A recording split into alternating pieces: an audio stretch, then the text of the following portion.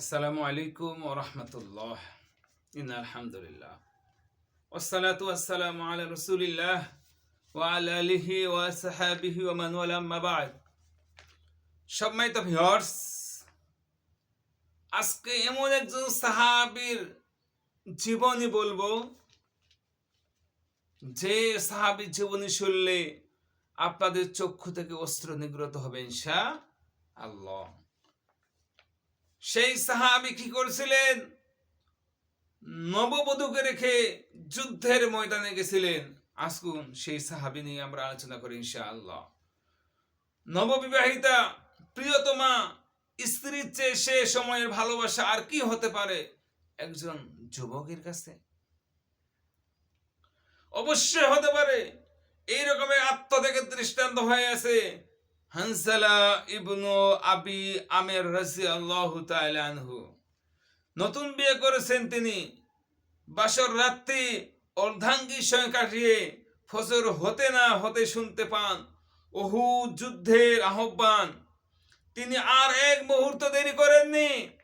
প্রেয়সীর মায়ের বাঁধন তাকে ঘরে আটকে রাখতে পারেননি। নববধূর প্রেমময় আঁচল ফেলে তিনি চলে গেছিলেন জিহাদের মাঠে।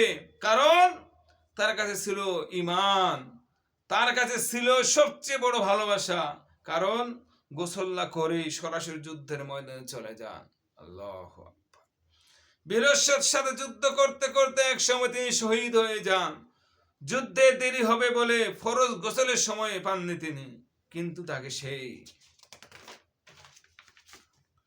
গোসল করিয়েছেন স্বয়ং ফেরেশতা মণ্ডলী। হাদিস সিরাত ইবনে হিশামের মধ্যে আসছে ৭৪ নম্বর পৃষ্ঠায়। আত্মত্যাগের বিনিময়ে তিনি পেয়ে যান গসিলুল মালাইকা উপাধি, তথা তাকে ফেরেশতা মণ্ডলী গোসল দিয়েছিল। হানজালা রাদিয়াল্লাহু বুঝছিলেন ভালোবাসার প্রকৃত পরিণতি তখনই অর্থবহ হবে যখন তা আল্লাহর পথে বিলীন হয়ে যায়। সুবহানাল্লাহ। এই হাদিসটি সহিহ ইবনে হিব্বানের ৭,৪২৫ নম্বর হাদিস। তাহলে আমরা জানতে পারলাম একজন সাহাবী রাসূলের ভালোবাসা, ঈমানের ভালোবাসা এত বলিয়ান, এত ত্যাগী ছিলেন, বাসর রাতে স্ত্রীকে ফেলে জিহাদের ময়দানে গেছেন। এমনকি এমন একটা সময় তিনি গেছেন ফরজ গোসলের সময় পাননি। ওই অবস্থায় গেছেন, জিহাদের ময়দানে শহীদ হয়ে গেছে।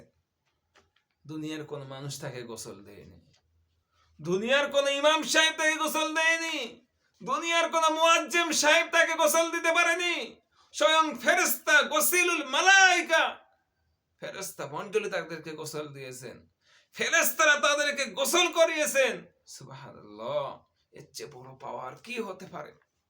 এর চেয়ে বড় সম্মান একজন সাহাবীর কি হতে পারে?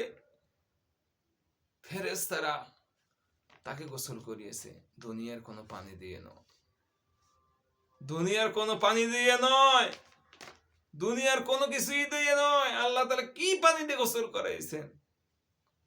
আল্লাহু আকবার। আল্লাহ তাআলা আমাদেরকে এরকম ঈমান, এইরকম সফল ঈমানদার হওয়ার তৌফিক দান করো। আজকে যুবকেরা তোমরা পারবে? তোমরা তো ফেসবুকে এমন আসক্ত হয়ে গেছো, তোমরা তো ইউটিউবে এত আসক্ত হয়ে গেছো, প্রেম ভালোবাসা এত মত্ত হয়ে গেছো, সাহাবীদের মতো ঈমান তোমরা আনতে পারো না। আল্লাহ তুমি আমাদের কবুল করো। আসসালামু আলাইকুম।